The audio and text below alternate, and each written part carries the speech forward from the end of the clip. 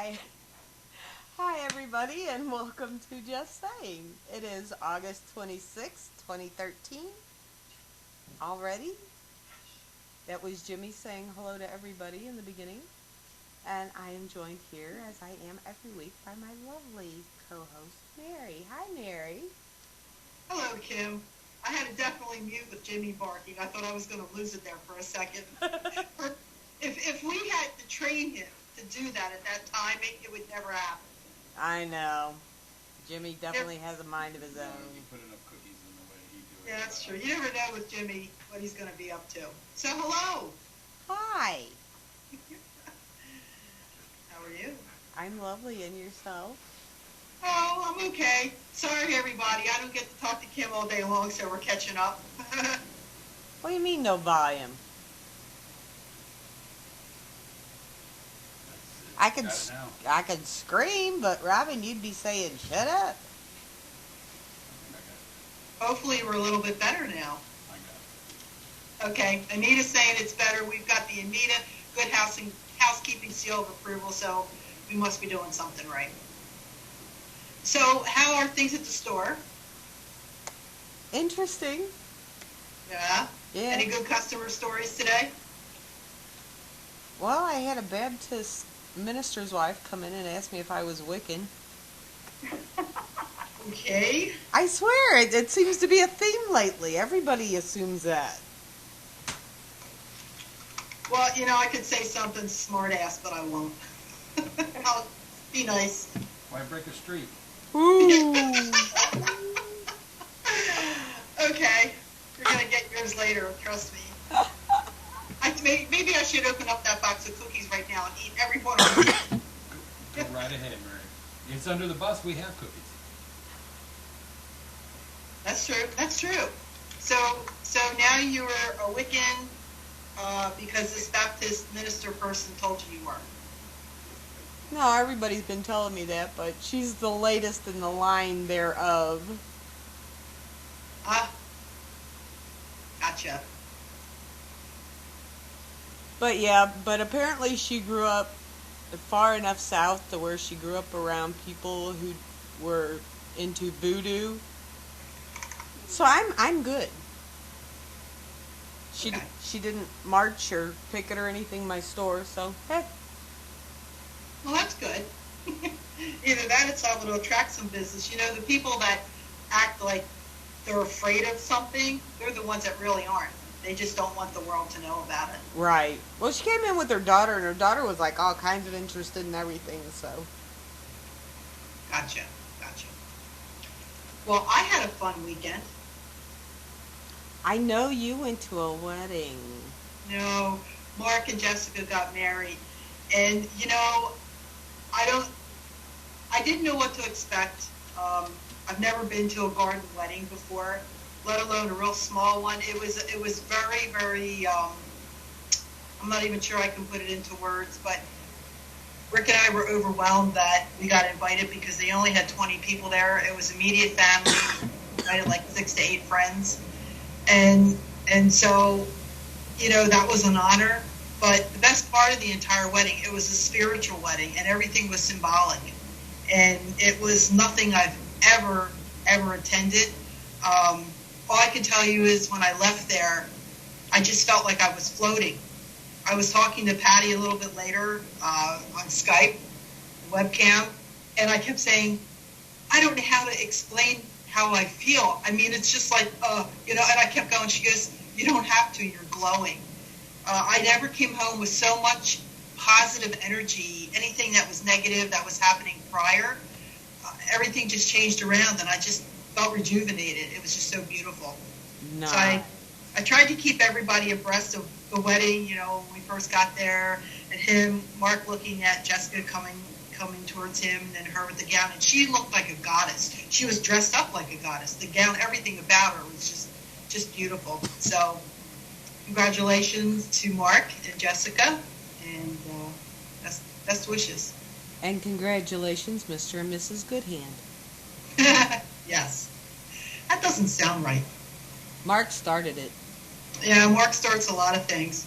He was the funny part is the minister both of them had to write something about each other. And neither one of them knew what the other one wrote. But the minister gets to read it. And Mark really pulled, I mean, I was ready for Mark to say, well, she likes pepperoni pizza. Right. And, she picks up after me. That's the kind of thing you would expect. But one thing was more beautiful than the other. And about halfway through it, Jessica's standing there, and she's like, you're going to make me cry. Because I guess she didn't really add that in him, too. To be, I wouldn't call it poetic. It was meaningful. It's the first time I've ever seen the hand washing. And then they tie this beautiful scarf. It was kind of cool. Anyway, had a great weekend, and here we are, live tonight on Just Saying. Yes, we are. And Mary's stuttering along because she wants me to play show and tell because she wants to see what I made her. I know. And now for our show and tell segment of the show.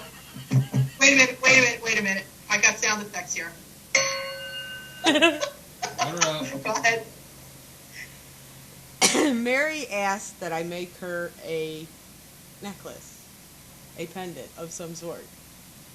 So I've been playing with this. So yesterday I got enough and I finally put it together and finished it. It is a citrine stone. Ooh. Not sure you can see You can appreciate the colors. Yeah, but it looks cool. And then it's wood and amber in between. Little chips of amber and then wood. Very nice. I love it. And everybody's the first time I'm seeing it. That's so me. It was something different, but it's got all the little swirlies on it, little pretties. And I had help wrapping the stone because the wire I had was too thick and kept stabbing me and trying to break my fingers. I love it. Especially the fact that you made it just for me. I did. Every link. I'm pretty lucky because Anita made some things for me too. So it's special when somebody makes it and it's designed just for you. So thank you. Get a big hug when I see you in person. You're welcome. So why don't we get our show started? You can do the intros. Oh, absolutely. Our guest this evening is... She's my friend. I could be rotten and say I'm glad to hear you have more than one friend. Right? She is the author of, I'm probably going to pronounce this wrong, Roan and Alien Legacy. Her father was involved in the 1955 Kelly Hopkinsville encounter. One of our friends. And who?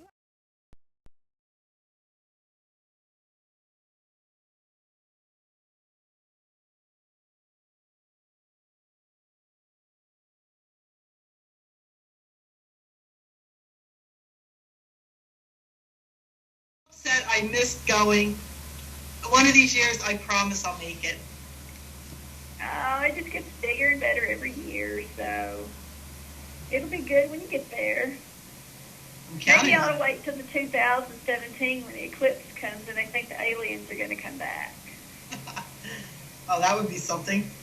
Yeah, 2017 is when it's supposed to be like a full 2-minute solar eclipse.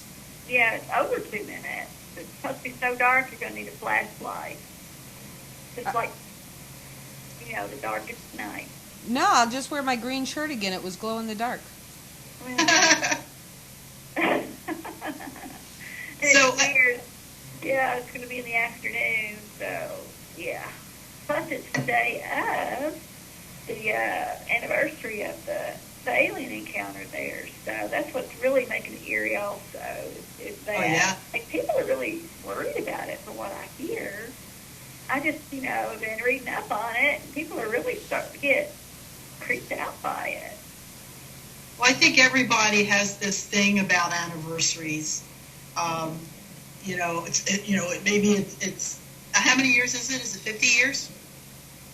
Something like that, I think. So long before it comes back. So, it's a big to-do. everybody got creeped out by the Y2K. Everybody got creeped out last year by December 21st. You know, you've always got the people who are going to be creeped out by everything and claim everything is just causing havoc in the end of the world. Yeah. It's just something to celebrate too. I mean, Kim and I look for any excuse to get the lawn chair out. So Right? There's going to be a lot of lawn chairs that weekend. So, you know, we have some people that are listening in the chat room, and of course there's a lot of people that will be watching down the road because we get a lot of hits on our podcast.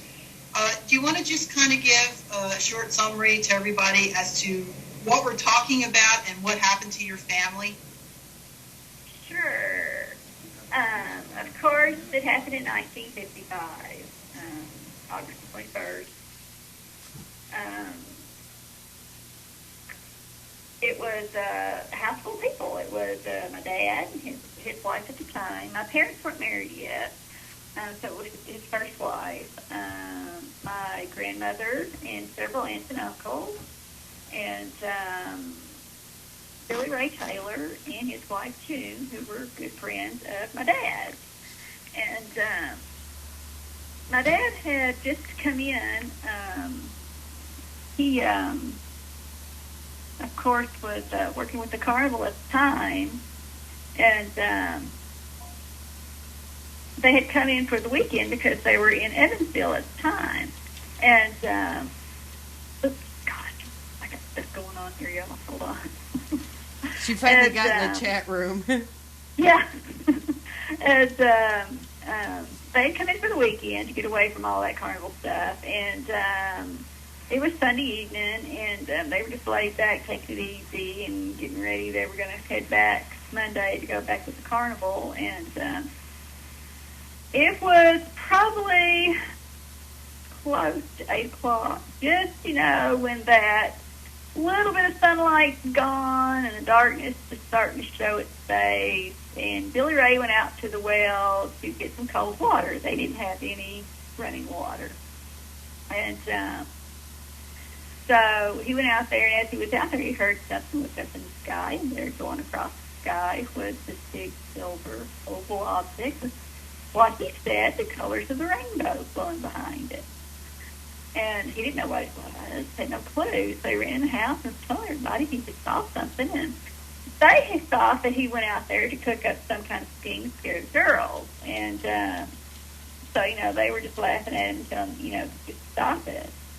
He kept on. He was very persistent about the whole thing. And so my dad finally told him, okay, just take me out there to the well, show me where it was that you saw this. So they went out there.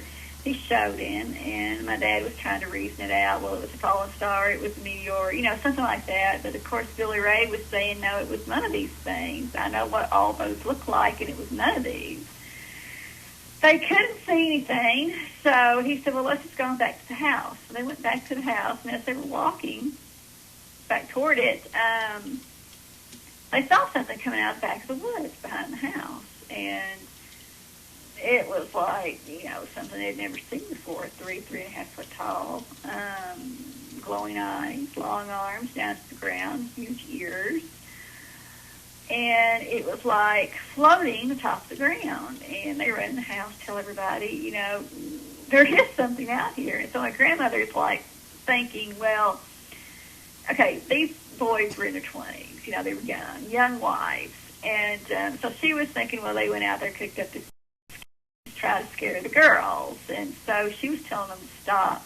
My dad was very persistent and was telling, you know, Mom, we see something. There is something out there. And she knew they were really serious when one of them grabbed a rifle, one grabbed a shotgun, one went to the back door, one went to the front door, and stood there on watch. And she thought, oh, well, maybe this is serious. So she went to talk to Billy Ray at the back door. And Billy Ray told her, said, Miss Glennie, I don't know what it was. It's something I have never seen before. It's something that maybe, you know, they called them, for a while they called them goblins. And that was Billy Ray, he was saying. He said, you know, it looked maybe something the devil brought forth, you know, something. And it wasn't long till coming around the corner of the house, there was one of them just as big as you please. Billy Ray shot, and my grandmother fell to the floor, and everybody come running. And about that time, when they were trying to get their senses together, they heard a shot in front of the house. Went running to the front of the house, and J.C., my uncle, had shot another one through the front window. And Billy Ray ran out to the front stoop on the front porch, and there was a little like overhang, and then a claw. Our hand came down and grabbed at his hair, and one of the girls grabbed him and yanked him in. Well, that was it. My dad ran out on the porch. He shot up toward the roof where that one was. They were shooting him out of the trees. They were shooting him off the back fence in the yard. I mean, they would shoot these little things, and they would, drop, roll away, and then come back. They knew they were hitting them. These were country boys. They could hit anything. And they could hear them when they hit them. And but they weren't dying. They weren't doing anything but coming back. And so they pinned themselves up in the house, and, it got real quiet, and then they heard one going across the roof. And they had a tin roof, so it was pretty obvious. And so, they were terrified. I mean, you've got small children in this house.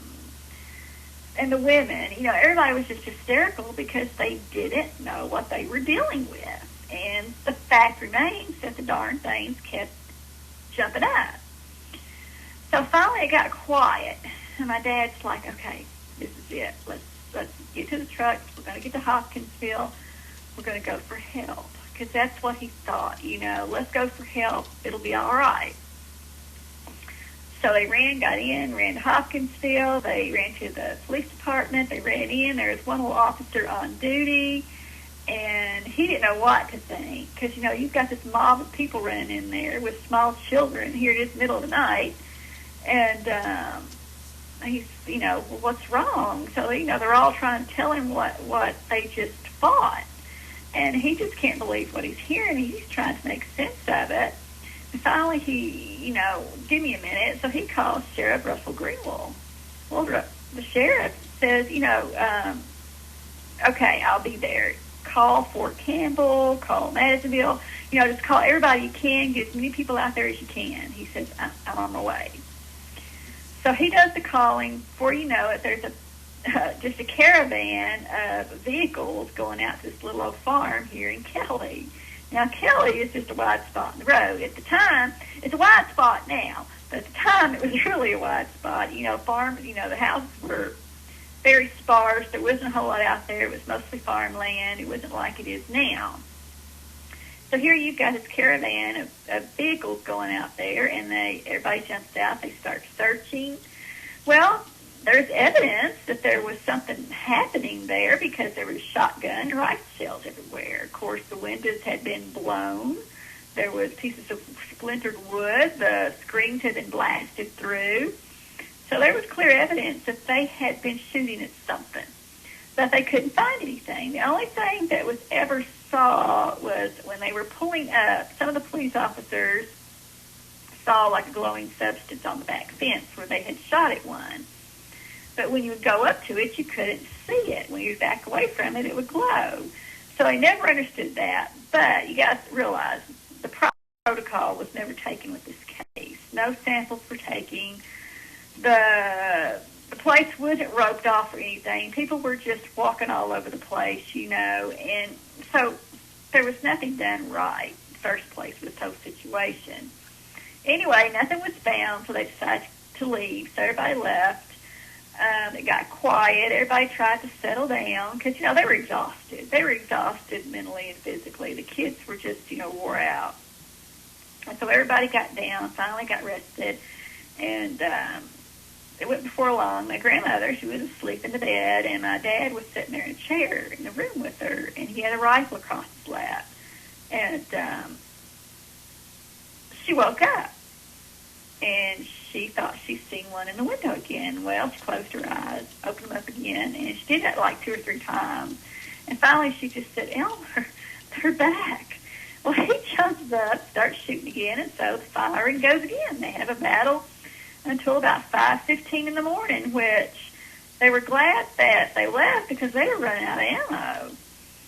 But it seemed like when the daylight hit, that's when they left. And so that was it for that battle. And next came the people battle, because people were coming from everywhere wanting to see the green men. They were camping out in the yard. They were walking through the house. They were picking up everything like souvenirs. And it was just crazy. And this went on for a good bit. And it wasn't too long after that my grandmother decided that she didn't want to live there. You know, my dad and his wife had to go back to work. There wasn't going to be anybody there left except her with her small children. She was a widow. And my Uncle J.C. and his wife. And so, you know, she just didn't feel safe anymore. So she sold the farm within 2 weeks and moved to an apartment complex in Hopkinsville. And you know, that's just how it was. But they battled something. You know, something happened that night. And that's what I try to tell everybody. You know, whether it be extraterrestrial, whether it be supernatural, whatever it is, they battled with something that night. Well, I'd like to step in for a second, because I don't know that I've ever asked you this before. When this was first starting to happen, and they're shooting these things basically like, you know, you'd be shooting at ducks or whatever, did they really know at that time what they were dealing with? No, they had no clue. They, of course, my grandmother was highly religious, and she was trying to get my dad to stop shooting at them, because she was thinking that if they would just leave them alone, let them be, that they would go away. My daddy's thinking was, no, they're coming up to the windows and the doors. What if they get in? You know, we got to prevent that. So that was his take on it. But her, being the person she was, she thought maybe they were something the devil had sent, some kind of goblin or demon. So, and they really weren't all that big. Not like, exactly. You hear of the talls they stand like 7-8 foot tall. I mean, these little things here. I mean, today, in today's standards, with all the radiation and, you know, things that get out into the atmosphere that shouldn't be, if that was today, and UFO stuff was not as well known as it is, but we know about atmosphere contaminations, you would actually think they were probably like some mutant birds or something that were going awry and they were flying around. But back then, I mean, I can only imagine the fear that they had and what they were thinking, like, what the heck are these things?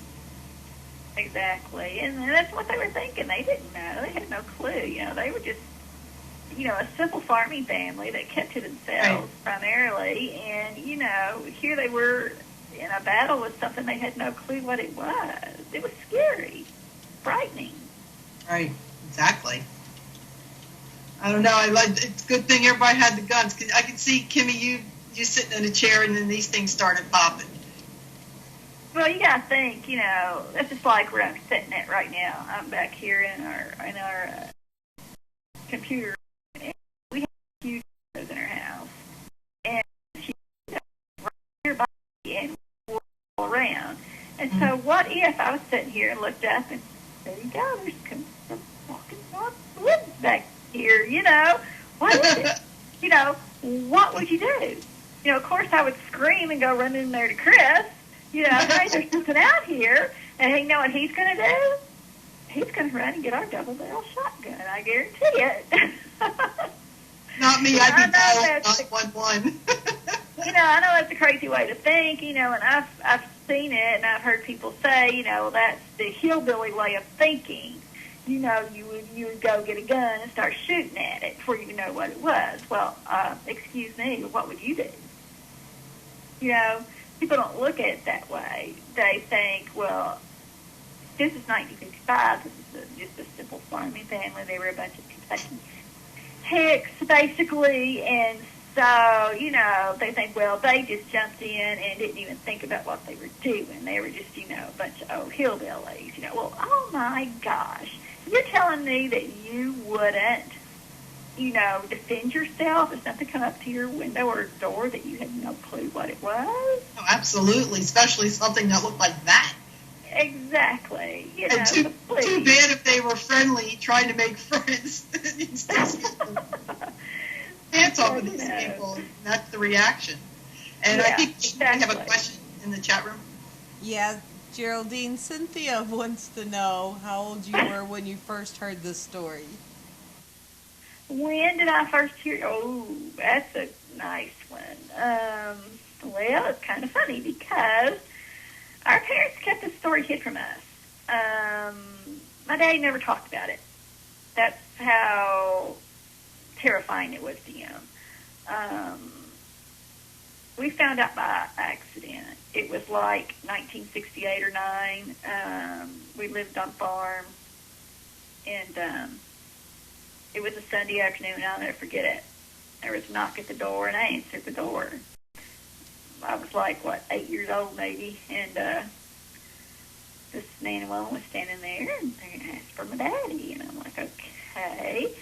So my mom and dad were in the back of the house, so I ran to the back of the house and told them that there was somebody at the front door wanting it, and mom and dad come to the front, and they're like, Mr. Sutton, we need to talk to you, and he's like, okay, and we want to talk to you about the Kelly event, and you could just see this face just like change. And so kid didn't know what they were talking about, and I guess they figured, well, they're going to find out somehow.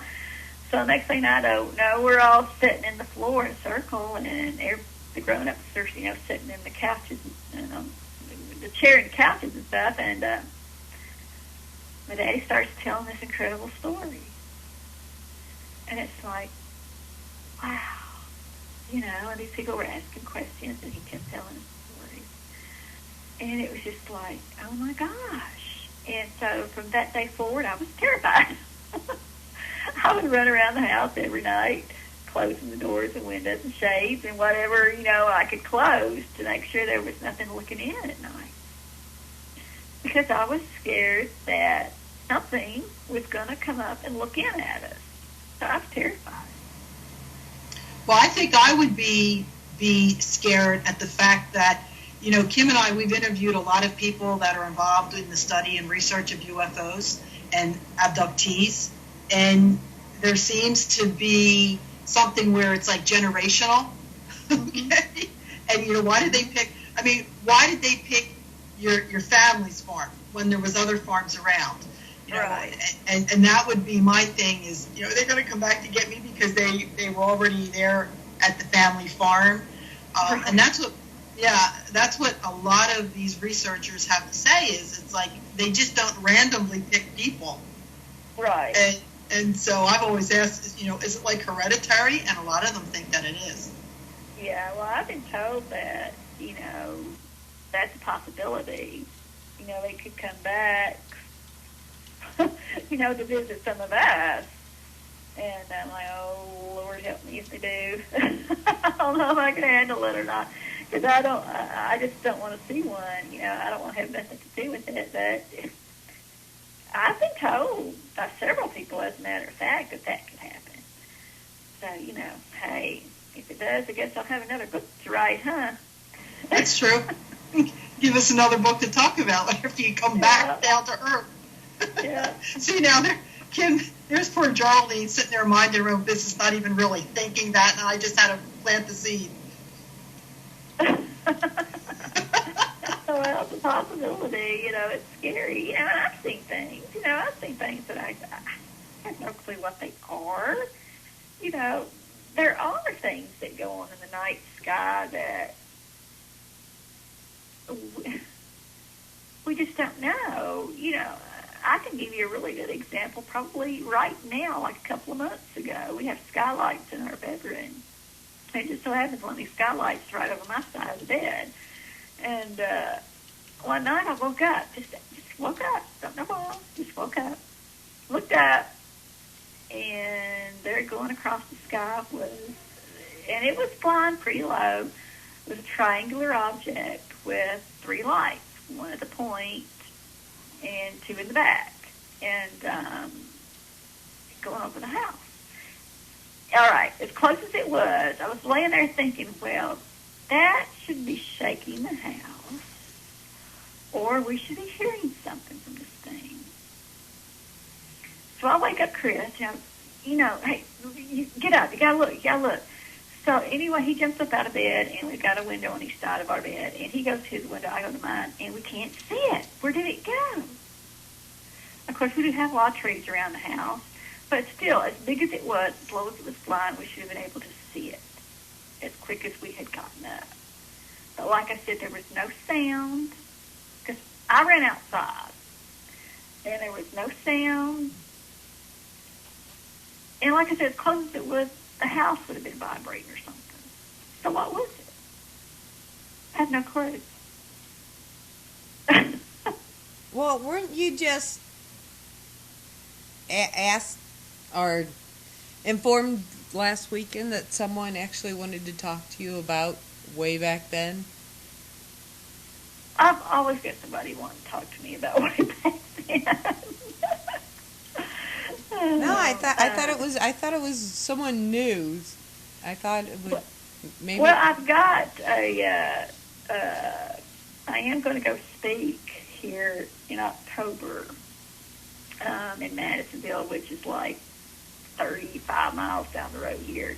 They're wanting me to come before their some kind of committee thing they have, and they're going to show me around the town and give me a token of their appreciation and take me out to eat and all this wonderful stuff and come speak for them. And so I'm like, fine, that's great. But yeah, I've always got somebody contact me wanting to know stuff. So well, I remember the first year of Little Green Men, the first annual, and there were people coming out of the woodwork.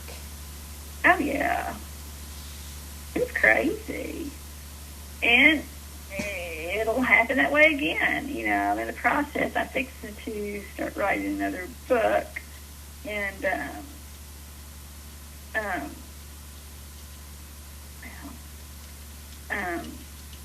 so I'm sure as soon as I get that next one out, it's going to be that way again, because I had people constantly. Okay, when's the next book coming out? When are you going to write the next book? Is it going to be next year? Are you going to have it next year? When's it going to be ready? And it's just a constant. And I'm like, oh my goodness, I'm going to have to get this done. I've just been so busy because, we have our shop too. It's sort of like Kim and Eric. And, so, we've been so busy with it. And then everything around here, and everything else, how lives are, we just stay busy. And so I just haven't had a chance to even get started on it, but I'm going to make myself get down and get started. I know how I'm going to start it. I know what I'm going to do. I just got to do it. So hopefully, maybe I'll have a new book here soon. Well, but I've got a lot to add to the story because I've been told so much, and there's some tidbits that people are going to be shocked, I believe, to hear or find out about. Well, you had to figure with all the activity that occurred at your family's home.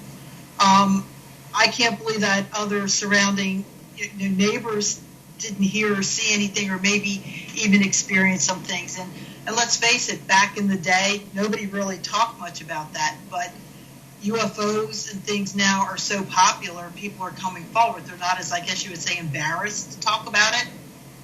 Well, kind of. You still have people that are afraid, because I have people that come in the shop all the time that will come and talk to me, and they won't talk to anybody else because they say people will think they're crazy. So, people still have that fear that they're going to be laughed at.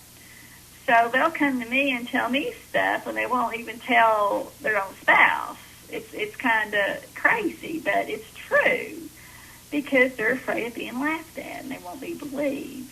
And so, yeah, it's better than it was. It really is. But it's still the same. People are still afraid because you have that fear of being ridiculed. We all have that.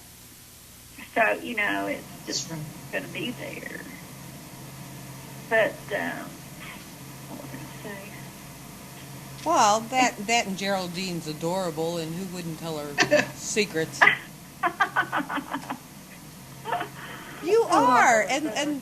and we have the picture of you wearing the yellow jacket on the screen. Oh, do you? How adorable do you look in that jacket right there? Oh. If I didn't make so much noise, I'd bring it up. Let's see. Yes, and the lovely yellow jacket she has on was brought to you by Metaluna. Let's do a little advertising here. But it looks so good on you. Even when Gee, I I wonder where that came from. Okay. even when I showed Cynthia it before you got it, she's like, "That is so her," and it fit great. So that, yay! Well, you look good. I just saw a picture. I'm looking at a picture of you now, and you look great in it. Yellow's your color. It is. Apparently, yeah. So let's talk a little bit about the Kelly Green Men Festival. All right. And how it has grown from when you first started. It first started. Yes. Well, it did really good the first year. They weren't expecting anything like it was the first year. They were told, because they had done some research, and they had been told that don't expect 500 to 700 people your first year. Right. Okay? It was over 2,000. The second year, it was over 4,000, close to 5.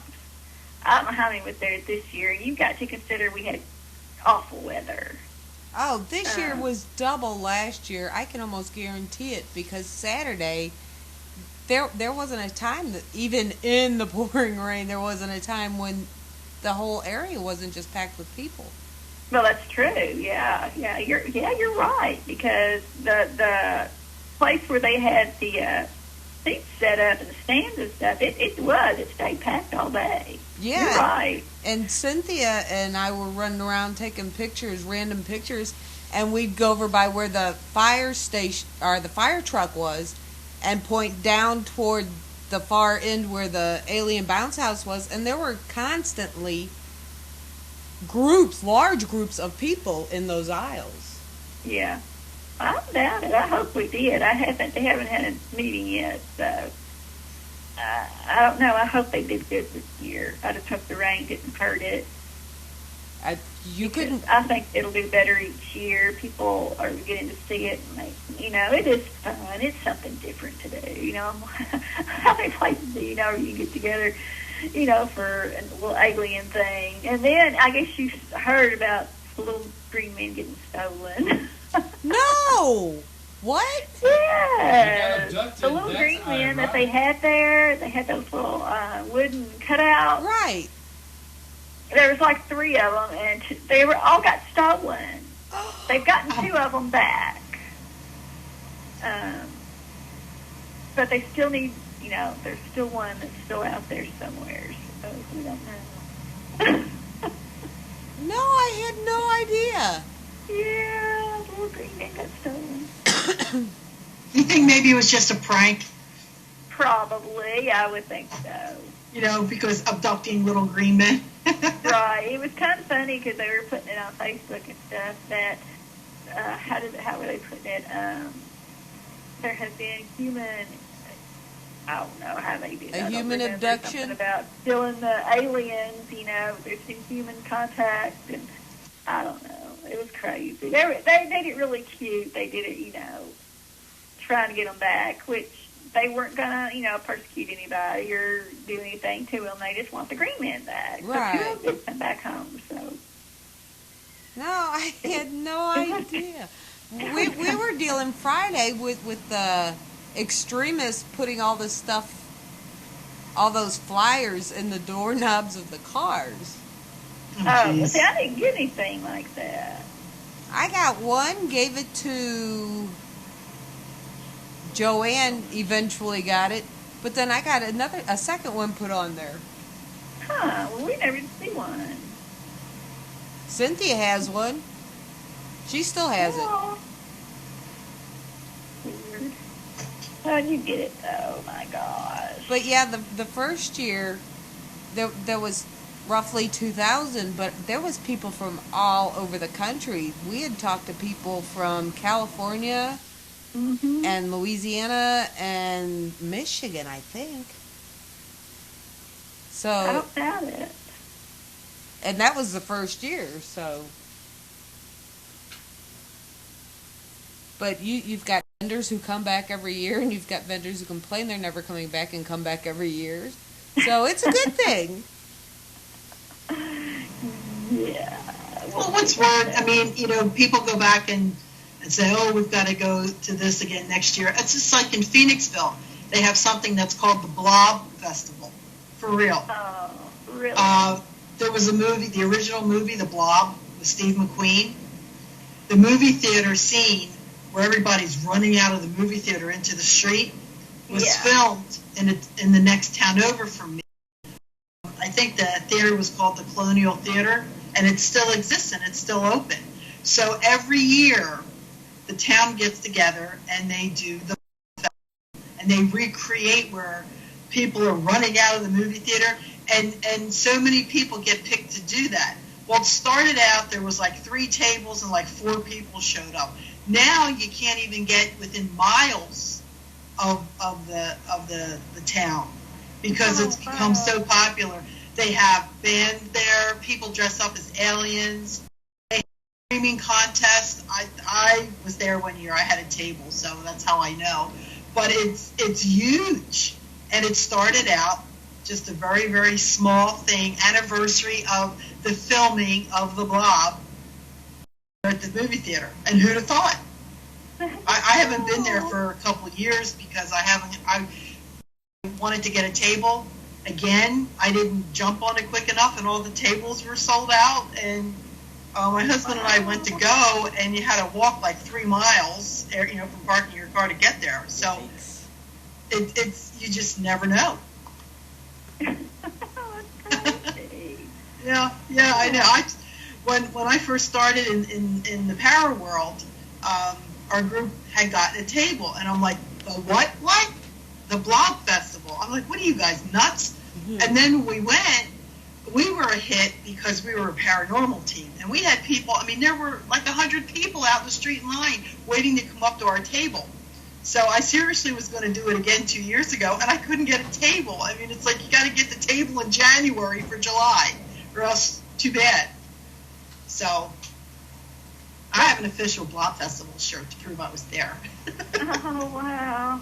That's so cool. Well, with the little green men, originally we had parked over on one side of the road, or the festival was on one side of the road closest to the church, and the vendors' parking lot was the parking lot, and now we've taken over the vendors' parking lot and the other side of the field, and then what's left for parking is where the UFO sits, our little alien guys, and that's parking now. Yeah. Yep. We've It's getting upgraded. bigger and bigger. It's always so much fun, though. Yeah, it's fun, and you get to meet different people. Do people come dressed up? Yes, and well, they have an alien costume contest. It was good this year. And Cynthia The Geraldine. kids were really cute. Yeah, that was the hard one. Cynthia Geraldine and I have been the judges for the past 2 years. Yeah, but that little flying saucer kid, I mean, that costume took a lot of work, and it was all handmade. Yeah, but he was still a smart mouth. We like the Men in Black. Yeah, that was cute. Yep. But the kids are always cute, though. Well, I think people have this little, especially adults, it's their way of, like, expressing themselves and act weird by dressing up. That's what they really want to do. Well, My husband's a Trekkie, and he actually finally went to a Star Trek convention. Oh. Now, of course, he went in dressed up normal, but he was one of the few. Everybody that goes, they're either Klingons or, they're one of the Star Trek officers. I mean, he took pictures, and there was very few that did not go dressed. It's just one of those cool things to do, I guess. It is. You know, they have that cosplay now, right? It's really neat. Well, I can't say anything. I've got like 3 Star Wars costumes now. So I can't really say anything.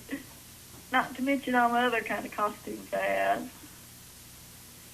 Well, and then you've always got Darth Vader or one of the Oh, yes. Always have Darth or Stormtroopers. That's it. Stormtroopers running around town about the same time the aliens get let loose. Yeah, we have fun doing that, though. We do it at the stop. Well, last year, Darth Vader took on the aliens to bring back the star performer. I know. We should have brought the Stormtrooper this year. Maybe we can next year. Stormtrooper's really cool. Well, by the time they got ready to steal the headliner, the storm had come in, and we were all ready to steal something and just get out of there. Oh, yeah. Yeah. You know what you guys ought to do? When we went to Universal Studios in Florida, they had this vendor. Well, I was in a building, and you can go and become a character of Star Trek. You know, you could either be one of the Star Trek-y people, or you could be a Romulan or whatever. And so my whole family, we all got dressed up as Starfleet officers. Oh. And you do an actual, it's like a 10-minute video where you do a clip of a scene from Star Trek. And you're sitting there and you've got that, what is it, the green screen, Kim, that they call it, Yes. behind you? Yes. And they do give you a script to follow. And every time I look at that video, we still have it. And that was like 15 years ago that we did it. And I said, I can't believe you guys actually had me dress up as a Starfleet officer. I forget, I think Rick was Kirk. And you're like, and you're sitting there and you don't realize it, but that green screen does all this stuff, and when they're done, it looks like you're actually, you know, sitting in the Enterprise, you know, and you're fighting. It was fun. I'd do it again. I would go as a Tribble. In trouble with tribbles. Well, isn't it appropriate then? Yeah. You know what? Whenever I watch Rehab, all of the episodes, the old episodes, every movie, we have The Next Generation, and my favorite is The Trouble with Tribbles because they sound like they're little purring cats, you know. I always said I want to get a Tribble. Well, you can get those. They've got in Orlando, they've got a Star Trek museum type place, and they sell the Tribbles there. Really? I need a Tribble. You can touch them, and they do that little sound, and they move. Aw.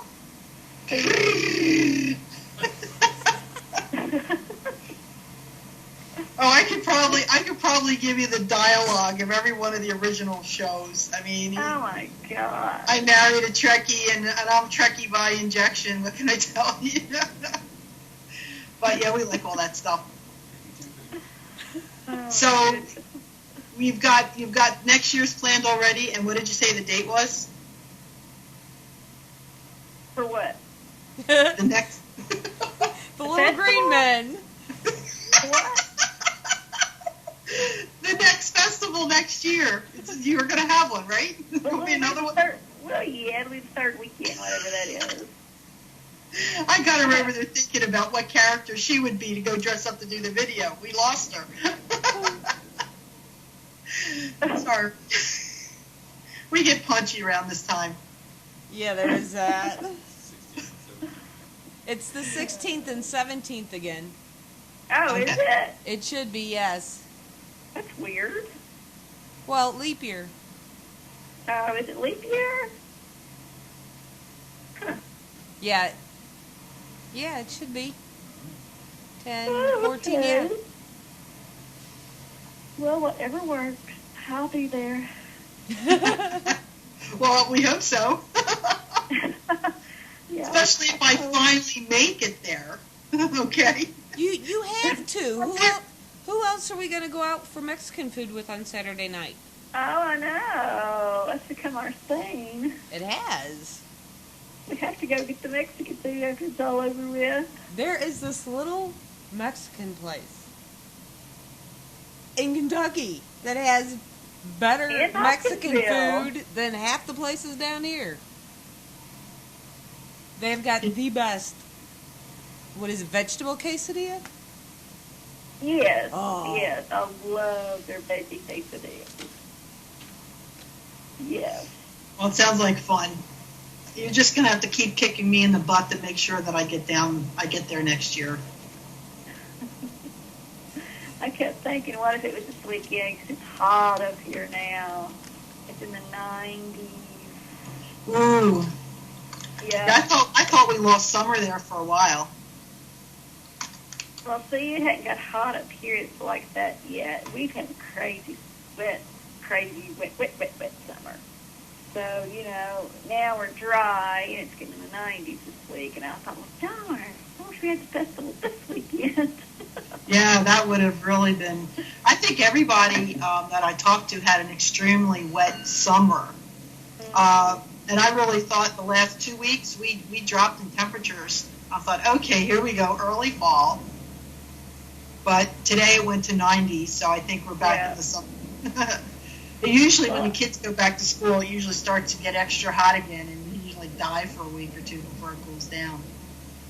So I think that when you and I last spoke, you are working on the second book. Yes. Do you any idea when you're going to be finished with that? No. At least you're honest. Well, see, you could I ask... got a lot to do with this one. I got a lot of research I got to get done, and oh my goodness. You could ask her about the 3 children's books you started, too. I may not ever get that done again. You'll get to it. I just, I know I'm in the process of starting my second book. I was on with Dinah today, and I'm picking up a second one, and I'm thinking, do I really want to do this? Because I know what it's all, once you get the one behind you and you realize all the things that you have to do just to even get it approved, and then you got to start writing, I don't work well under pressure. People don't realize how much work it is to do one. Oh, yeah. That's Yes. when you have to research. If you do fiction books where you can just write them out of your head and you don't have to do a bunch of research and stuff, it's so much easier. Right. But when you've got to do one that, you've got to get everything right. Oh, my goodness. I know. You better get those facts right. Who gave them to you? Or if not, you got a lawyer sending you a letter. Exactly. Well, you were also looking for a new publisher, last I heard. Who, me? Yes. Weren't Well, you? I'm actually supposed to be writing this book for publishing, and I've got until the end of the year, but I haven't even gotten started on it yet. So I don't know. I sent Dinah a email asking her if I could get An extension? An extension, yeah. Yeah, you'll probably get one. And I haven't heard back from her yet. Give her time. But I think they're going through. I was talking to her today, and she said something about we're going through the new catalogs of things. So you're good. they're really busy right now. So anyway, Good. yeah. So Kim, I'm looking at the time here. I don't see no time. Oh. Golly, it's already 8 o'clock. Yeah, it's our hour's almost up. Oh, good Lord. Unfortunately. Well, no, this is good because every time I think I hear everything, I hear something different from you. So it's very, very interesting. I know, but we don't get to play with her much. So when we got her, we don't want to lose her. I know. Oh well. But anyway, we want to thank you for joining us and wish you the best of luck on your next book that you're trying to write. Thank you. I think once you get going, it'll start to sell and everything. Yeah, I do too. Okay. Well, Geraldine, do you have a website for your shop? No, we don't have a website yet. We just have a Facebook page. Well, tell them where to see. We've talked about doing a website, but we just haven't had time to deal with anything like that. But you can go Serenity Shop Princeton, and the shop has 2 P's. And bring it up and see what all we have, and see how crazy we are. And All the fun.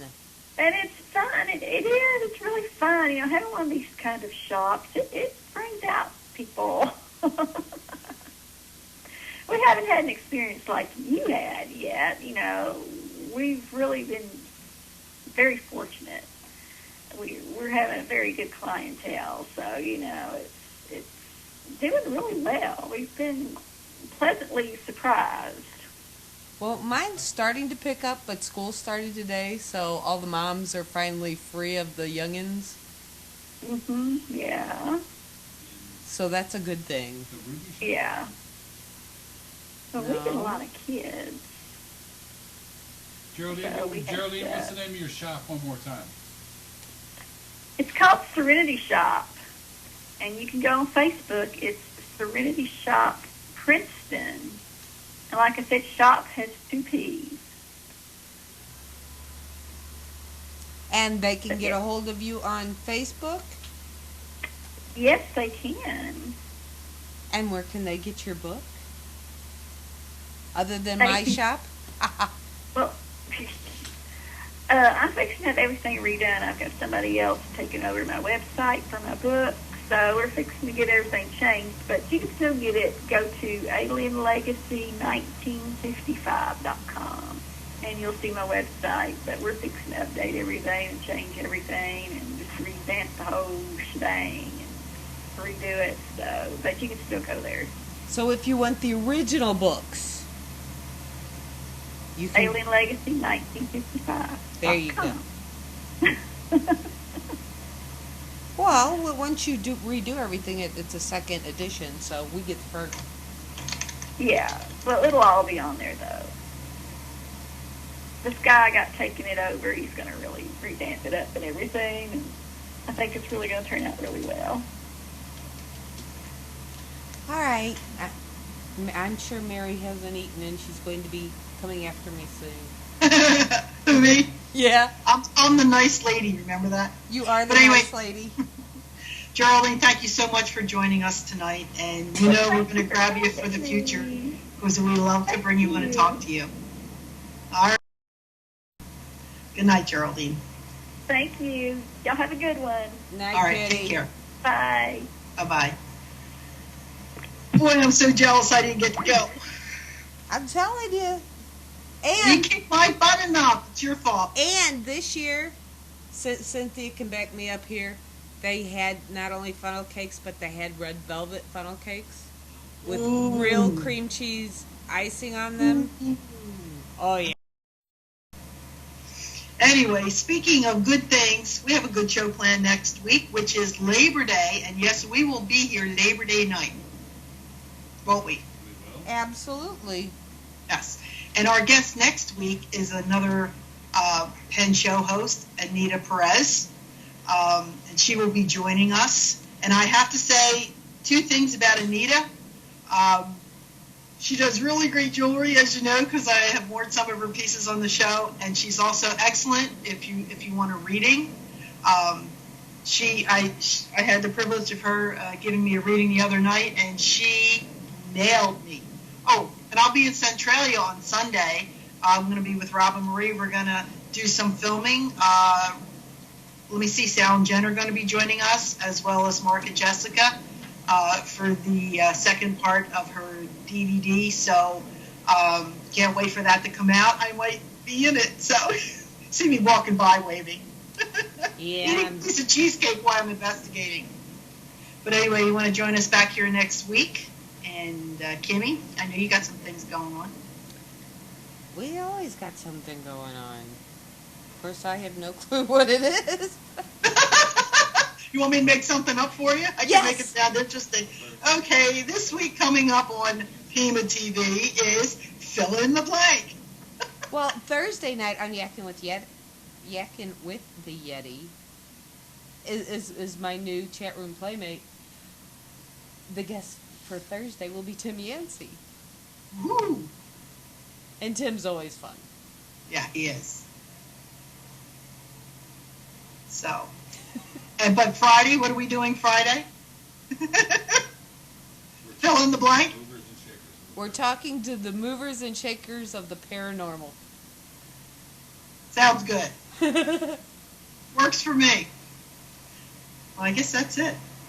Oh, I gotta put something out there. I forgot. Ooh.